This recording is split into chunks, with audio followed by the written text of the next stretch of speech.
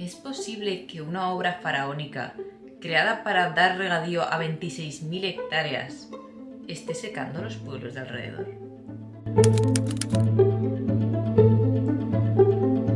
Hola a todos y bienvenidos a Naturaleza Vivida. Mi nombre es Lidia para quienes no me conocéis y para aquellos que sí, gracias por volver. Este mes se cumplía un año desde que se secó la fuente de Paracuellos de la Ribera en Calatayud, Aragón. Y me parecía un buen momento para comentar con vosotros el tema de la presa de Mularroya y cómo su construcción ha enfrentado a habitantes de pueblos vecinos con diferentes intereses, tanto de agricultura, ecologismo y demás, pero también quiero hablar sobre cómo los proyectos humanos, por muy estudiados que estén, a menudo tienen un impacto sobre el medio que nosotros no podemos predecir. Primero vamos a situarnos. España, Aragón, el río Jalón y su afluente, el río Grío. Muchas de las comarcas en torno al río Jalón han vivido tradicionalmente de la agricultura y de la huerta, porque es una zona muy fértil y además la pueden regar con el propio río. Y no solo eso, sino que cuentan con un montón de acuíferos subterráneos y desde los 70 se están explotando para la agricultura. Aunque la actividad económica se ha ido diversificando hacia otros sectores como la industria, la agricultura sigue teniendo bastante tirón en la zona, como lo demuestra que la denominación de origen cariñena es la más antigua de toda España. En la actualidad, estos cultivos o bien son de secano o bien aprovechan los acuíferos o tres de los pantanos que son los que regulan el río Jalón. Sin embargo, el tema de los usos del agua lleva mucho tiempo dando vueltas por esa zona y de hecho en los años 80 hubo varias revueltas que llegaron a ser violentas porque había una sequía y se estaba priorizando el agua de boca. Y en los años 90 se decidió crear el proyecto de Mularroya. Entonces, ¿qué es Mularroya? Mularroya es una presa que se haría en el río Grío, pero el río Grío no tiene suficiente caudal para llenar una presa de ese tamaño, porque se pretende que Mularroya abastezca no solamente las 21.000 hectáreas de regadío que ya están hechos, sino 5.000 más. Y el río Grío, como afluente del río Jalón, no llega. De hecho, el río Grío ha llegado a secarse en ciertas épocas del año. Entonces, embalsar con sopor de los 103 hectómetros cúbicos que se pretende embalsar en la presa de Mularroya era completamente inviable. ¿Qué se pensó? Hacer un trasvase desde el Jalón. Os voy a poner parte de unas infografías que han hecho desde Mularroya Futuro para que veáis más o menos cuál sería la idea.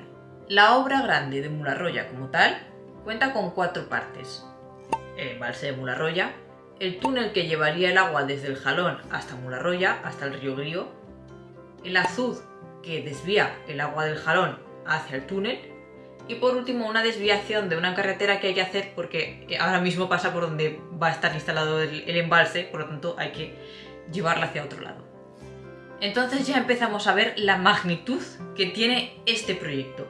Para hacer el túnel hay que atravesar un montón de montañas con una geología muy complicada y la zona en la que se va a situar la presa como tal también tiene una geología que no es óptima para una presa.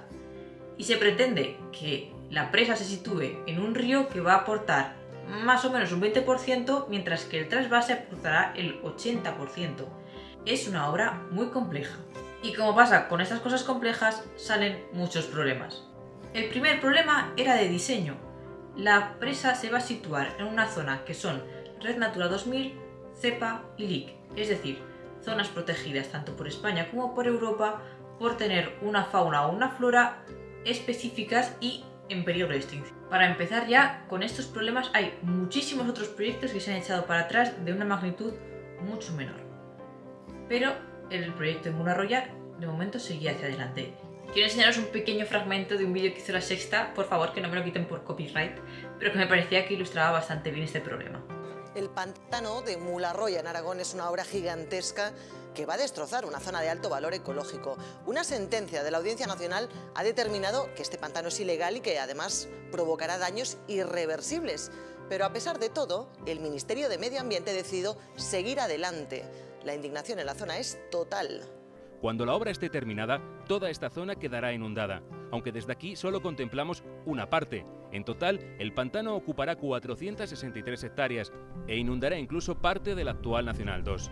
Los nidos de buitre los teníamos enfrente de nosotros. Alfredo conoce bien la zona. Fotografía con su cámara el lugar donde antes anidaban los buitres que contemplan desde el aire la obra. Si volásemos como ellos, podríamos comprobar algo increíble. El río que debe llevar agua a este pantano está completamente seco. Este es el cauce seco del río Grío, en una zona de especial protección de aves. Cuando las obras del pantano estén terminadas, este lugar se convertirá en un auténtico mar de agua dulce, que incluso llegará a cubrir las copas de estos árboles. El agua que convertirá estos edificios en el escenario de un mundo sumergido será trasvasada del río Jalón a través de un túnel de 13 kilómetros de longitud. O sea, esto no puede ser. ¿Pero cómo se puede coger este río y llevárselo a otro lado? Que lo vean, que lo miren. ¿Cómo quieren llevarse este río a otro lado y dejar esto sin agua? La muerte del Jalón durante 25 kilómetros. Eso es lo que pronostican los opositores al pantano. Por lo tanto, Mularroya, aunque intentaba dar solución a un problema que llevaba muchos años allí, desde el principio se vio con una gran oposición desde tanto grupos ecologistas como pueden ser Save BirdLife o Ecologistas en Acción, pero también desde asociaciones de la vida rural, como podrían ser el Jalón Vivo, que es una asociación que se dedica a defender los intereses de los pueblecitos que hay en el Jalón, en la ribera del Jalón, y que se verían afectados por el trasvase, o por Coagret, que es la coordinadora de afectados por trasvases y por embalses. De hecho, estos impactos fueron suficientes como para que la Audiencia Nacional y el Tribunal Supremo echaran para atrás el proyecto, obligasen a hacer una nueva evaluación de impacto ambiental, a hacer cambios y luego paralizasen las obras otra vez. De hecho, esto ha estado en los tribunales 3 o 4 veces y todas ellas los ecologistas han recibido la razón, como que el impacto que tiene no es sostenible. Sin embargo, las obras prosiguen.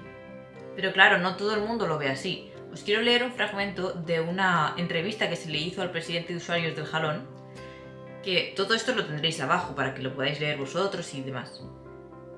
Pero que decía así: se están buscando excusas medioambientales para paralizar las obras por motivos que en realidad son económicos. Los motivos por los que se paralizan las obras son menos importantes que la seguridad de la vida de las personas y los enseres que están aguas abajo del embalse de Mularroya. Llegado el momento, se tomarán las medidas oportunas para que no haya ningún problema, pero ¿hay nutrias en el Jalón? Yo creo que no. Respecto a otras especies catalogadas, como la Centaura pinnata, debo decir que llevan 2 años buscándola y todavía no la han encontrado. En resumen, una de estas especies ha desaparecido. La otra no la encontramos. Nutrias no sabemos si las hay. Y en cuanto a murciélagos, no creo que les pase nada porque se vayan a una cueva más alta. Si bien es verdad que esta opinión es un poquito antigua, me parece que cuando se hizo esa entrevista llevaba el proyecto terminado un 40% más o menos y en la actualidad ya va por el 70% aproximadamente. Sí que estas opiniones siguen siendo compartidas por parte de la sociedad y quiero que veamos un vídeo que compartió Mularroya's Futuro al respecto. El impacto medioambiental, el mal que se haya hecho ya está hecho, ya está hecho. Puede que no se sabe, con el tiempo se sabrá, pero espero y deseo que sea con un motor económico y de bienestar para la mayoría pues, de los habitantes de esta zona. En mi canal habéis visto que gran parte de mi vida es cultivar y es la tierra y es la viña y son los árboles, pero también soy licenciada en ciencias ambientales y cuando escucho ciertas cosas a mí se me hace difícil. Porque, sobre todo teniendo en cuenta que la Audiencia Nacional y que el Tribunal Supremo pues, han dado la razón de que el proyecto no está bien hecho y tiene un impacto demasiado grande, que se pase por alto de esta forma, que decir que los murciélagos pues ya buscarán otro sitio, que se las apañen. Bueno, es lo que es. Pero a lo que estábamos, ¿esto qué tiene que ver con el agua de los pueblos que están cerca de Mularroya? ¿Y por qué se están quedando sin ella? Todo tiene que ver con la geología de la zona. La geología de la zona hay muchísima caliza y también hay muchísimo acuífero. Entonces, se suponía que todo estaba perfectamente medido y estaba un plan hecho al milímetro porque es un sitio complicado. Pero, cuando se comenzó a hacer el túnel, la tuneladora empezó a sacar más agua de vertido de la que debería estar sacando, sin saber muy bien por qué. De hecho, hizo falta parar el proceso para volver a recalibrar las cosas, para poder poner un poco más de impermeabilizante y que funcionase mejor. ¿Qué pasó a continuación? Que los pueblos que estaban aguas abajo de donde se estaba perforando con la perforadora en la montaña se quedaron sin manantiales. Probablemente porque estaban perdiendo agua desde esa tuneladora. Sin embargo, el tema de las aguas subterráneas es muy complejo, sobre todo también porque van muy lentas, entonces lo que pasa en un momento dado a lo mejor tarda bastantes meses en repercutir. Y a veces es difícil encontrar la perturbación exacta que es la que ha hecho que se pierda el equilibrio.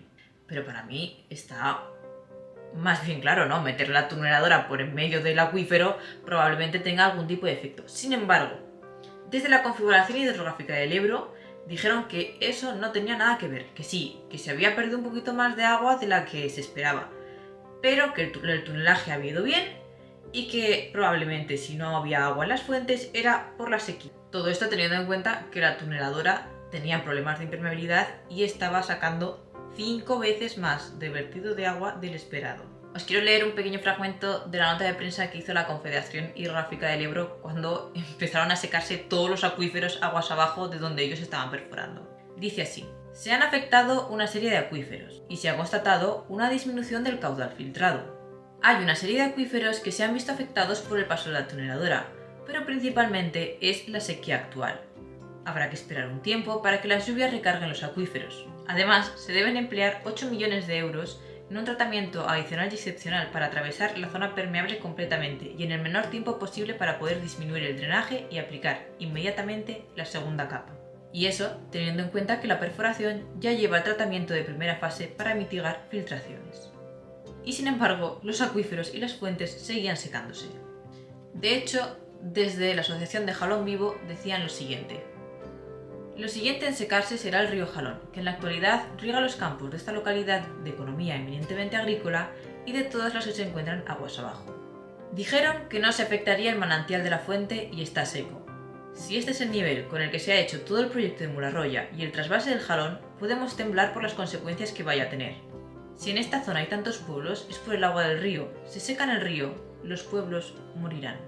La tunelación ha durado en torno a 26 meses. Y ha sido en este año cuando se ha terminado y ya se han puesto todas las capas impermeabilizadoras y se espera que los acuíferos se estabilicen. Pero eso solo el tiempo lo dirá, porque de momento las fuentes siguen secas.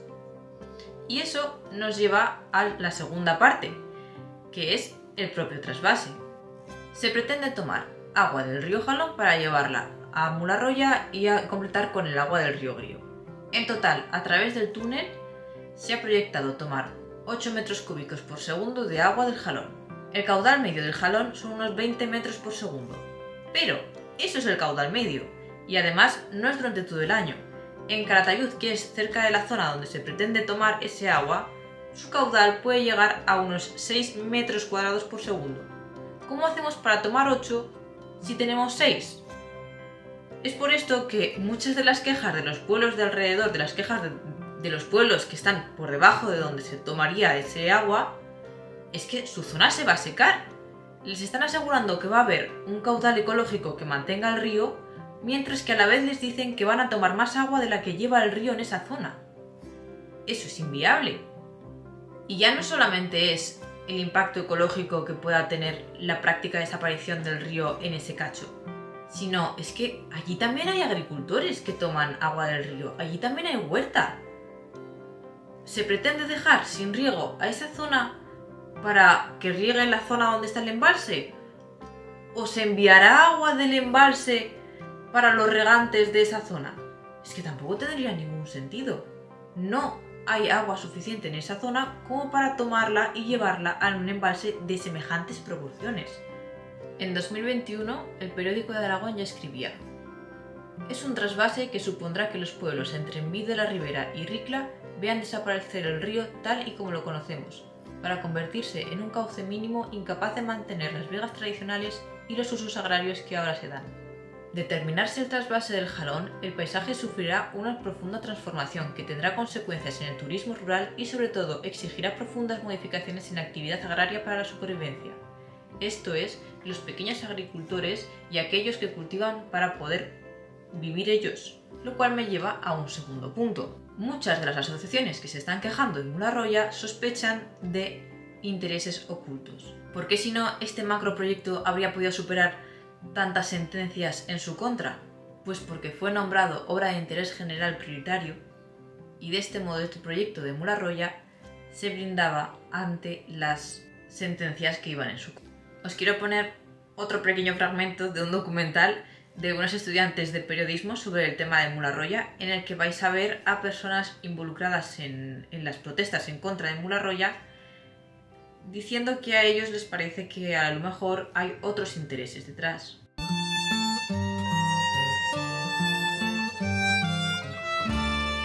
En el 2003 el Ayuntamiento de Morata, que yo era la alcaldesa entonces, pusimos un contencioso contra el pantano de Mularroya. Hemos tenido 4 o 5 sentencias a favor de anular el pantano de Mularroya en todas sus fases, pero da lo mismo. Aquí hay unos intereses superiores que han ido haciendo que el pantano se siga construyendo. La única manera que hubo para que se siguiera, cuando ya hasta el Supremo había dicho que no, fue que Mariano Rajoy reunió al Consejo de Ministros y lo declaró de interés nacional prioritario. La verdad es que es una obra que ha tenido muchos problemas judiciales y sin embargo sigue haciéndose.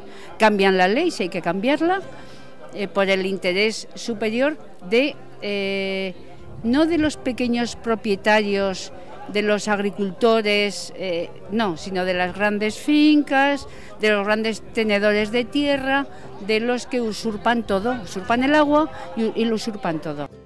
Y esto no es puntual. Por ejemplo, desde Coagret y Jalón Vivo también se hicieron otras declaraciones que apuntaban en la misma dirección. Estas son las declaraciones que hicieron en la marcha senderista en contra de Mularroya que hicieron este año. Pero en estos 25 años hemos aprendido muchas cosas. Que el agua que se pretende trasvasar será para grandes fincas en manos de fondos de inversión y no para la agricultura familiar, o que en todo el planeta hay gente como nosotros defendiéndose del expolio de sus ríos por parte de las grandes compañías. Los promotores del proyecto no entienden el vínculo emocional que tenemos con el río y con sus aguas. Nosotros vivimos esta lucha como una deuda para con las futuras generaciones, como un homenaje con nuestros antepasados, y como un recuerdo para los que a lo largo de estos 25 años nos han acompañado y ya no están entre nosotros. Por esa deuda, por ese homenaje y por ese recuerdo vamos a seguir en la pelea, no al trasvase del Jalón, larga vida al río y digna a sus gentes. Y este es un punto muy interesante porque en mi vídeo quizá ha tenido un enfoque un poquito más ecologista, pero desde el mundo rural se vive el paisaje como algo muy cercano. Yo me pongo en su piel y en mi pueblo también hay un acuífero y hay una fuente que es propia del pueblo. El acuífero y la fuente del pueblo son parte central de su vida. Mi abuela me ha contado muchas veces cómo su madre sacaba escombros del pozo que hacían en su casa cuando ya estaba embarazada. Es que es algo que ha formado parte de la vida del pueblo durante mucho tiempo, porque es algo integral. Y claro, entonces cuando pretendes tomar agua de un lado y llevarla a otro, ya no solamente es la ingeniería de mover ese agua o usarla para riego tal, no, es que estás afectando a la parte más profunda de la identidad de esos pueblos, que es el agua. Pero yo también entiendo que el regadío al final es lo que da dinero ahora mismo. Entonces, ¿qué alternativas hay? ¿Qué se podría hacer? Bueno, se podrían seguir explotando los acuíferos, pero de una forma controlada, porque si no, el nivel freático sí que se ha constatado que está bajando demasiado deprisa. Eso da para un regadío, pero para un regadío controlado. Se podrían restaurar algunos de los embalses que actualmente existen en el río Jalón y que ya están un poquito viejos, que no se pueden emplear bien, que aunque están renaturalizados y quizás eso también tendría impacto, sería un impacto menor que en Mularroya. También mejorar todo el uso del agua, todo lo que sea hacerlo de una forma más eficaz, que haya menos pérdidas, también podría ayudar a expandir los cultivos de regadío. Y por último, pues hacer unos cultivos que estén adaptados a esa zona, a las precipitaciones de esa zona. Esto quizás también a la vez llevaría algún tipo de subvención o de regulación de precios para poder seguir fijando población en esa zona y que sea viable económicamente poder trabajar ese tipo de cultivos. Pero bueno, esta es más o menos la situación que hay ahora. La presa de Mularroya está terminada más o menos al 70%. Todavía se propone retirarla, pero claro, ya está casi terminada. No sé hasta qué punto el impacto de retirar lo que ya se ha hecho va a ser menor que el impacto de terminarla del todo. No lo sé, no sé cuál sería la solución. ¿Vosotros qué opináis? ¿Creéis que una presa tan grande va a poder fijar población? ¿Va a hacer que la zona se enriquezca con ese regadío? ¿Va a hacer que se aproveche más el agua del Jalón? ¿O creéis que el impacto ecológico y social que tiene en los pueblos que no se aprovechan directamente de la presa es superior a los efectos positivos y que se debería revertir o al menos intentar mitigar de alguna forma? Dejad vuestros comentarios por aquí porque me interesa mucho leer vuestra opinión. Si os ha gustado el vídeo, dadle a me gusta y seguidme si queréis ver otros similares y nos veremos en el próximo.